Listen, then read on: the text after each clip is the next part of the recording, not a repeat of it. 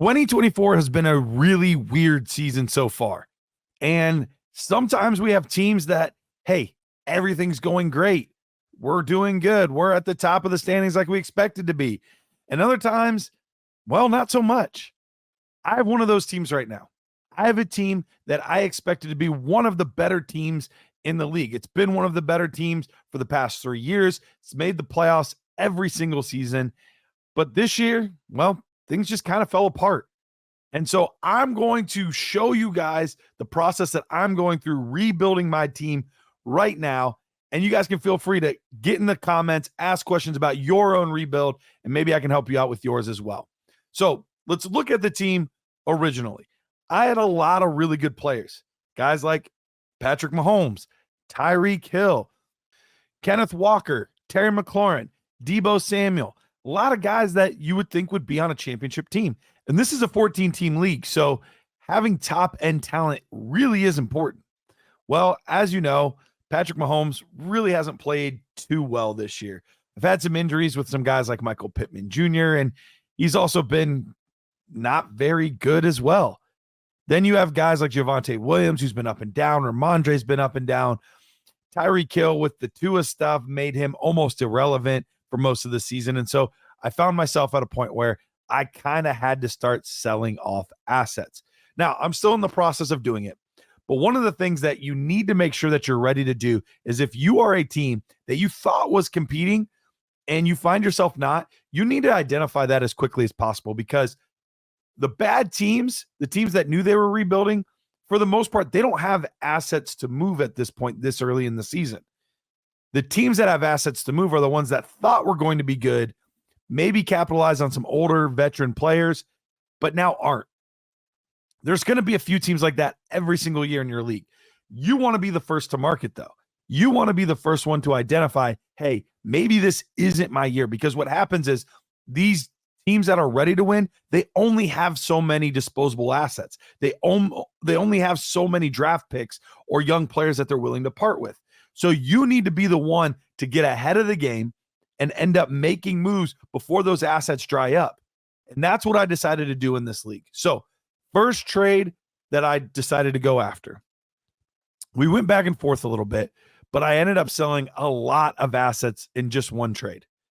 Terry McLaurin, Michael Pittman Jr., and Kenneth Walker were the crux of the trade for me, giving up those three guys. But I also gave up the Las Vegas backfield in Madison and Zamir White, and then added in Cole Kmet as well as a tight end.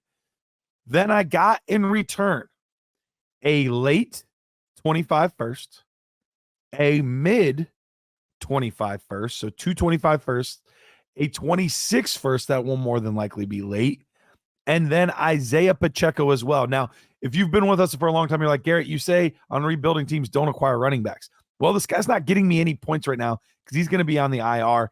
Plus, once he gets ready to go towards the end of the season, I'm going to look to flip him as well. So that was the first trade. I get 3 firsts, 2 and 25, 1 and 26 for Isaiah and Isaiah Pacheco for Kenneth Walker, Alexander Madison, Zamir White, Terry McLaurin, Michael Pittman Jr., and Cole Kmet. For me, I loved the value on this. Honestly, it would be pretty much all like Terry McLaurin and Zamir and Alexander White or Alexander Madison.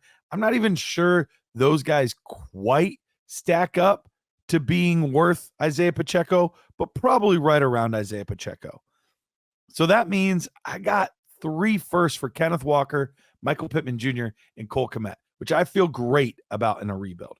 So that was trade number 1. Now the rest of the league's been put on notice, and they're like, hey, Garrett's moving assets. We need to get in on this. So then I was able to trade Matthew Stafford, and this is a 14-team league. So quarterbacks, if it's super flex like this, are gold. So what I was able to do is I was able to give up Matthew Stafford in my 2026 second, which will probably be pretty high, for a 2025 late first round pick to get a first for Matthew Stafford at this point in his career. Felt pretty good about that.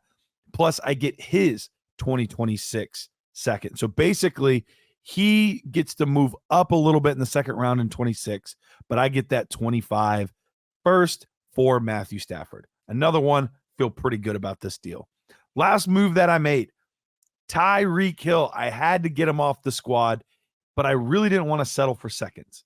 What I was able to do is I was able to get an additional 25 first, and I had to give up Tyreek Hill, and I gave up my third, which will be an early third, but in a 14-team league is still more like a mid-third. So with that, all in all, I ended up getting an additional 4 draft picks over the next 2 years and Isaiah Pacheco, all for guys that at this point, I don't think any of these guys are top 30 assets in a 14-team league.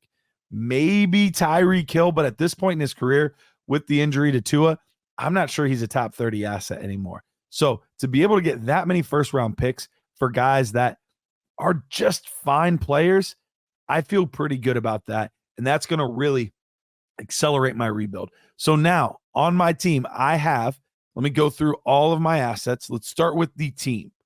So my team right now, my team is Patrick Mahomes at quarterback. And then I don't really have a second guy, a few backup quarterbacks here and there, but nothing to write home about. Running back wise, I actually still have a decent running back room, which I'm still going to be looking to move these guys at some point very soon. But Isaiah Pacheco, Ramondre Stevenson, and Javonte Williams, all of those guys are going to be on the block for me. I'm going to be looking to maybe package some of those guys. I might be able to get a first for Pacheco at the end of the year and maybe a second each for Javonte and for Ramondre Stevenson. Do have a few other guys like Kenneth Gainwell and Ty Chandler that could also maybe be worth a little something in the right situation.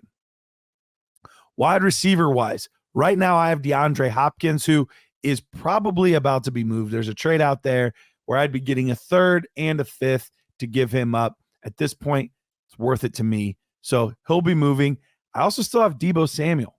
So Deebo's another one that I could still absolutely move. So the assets that I'm probably holding on to right now are really only Adonai Mitchell and Tank Dell, maybe Deebo, depending on how things go.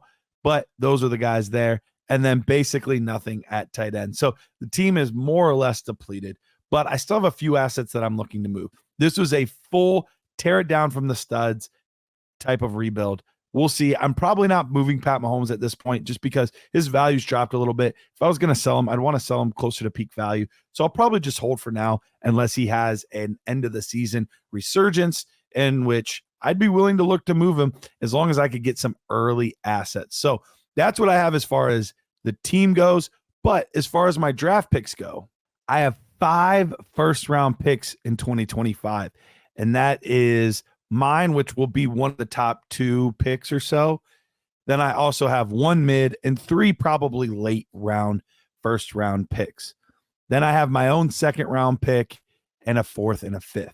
In 2026, I have 2 firsts, my own, and another one that'll probably be late, and then a late second and my own 3rd, 4th, and 5th. So that's how the rebuild's going. Let me know how yours looks, and I'll keep updating you guys on this league and let you know how I do.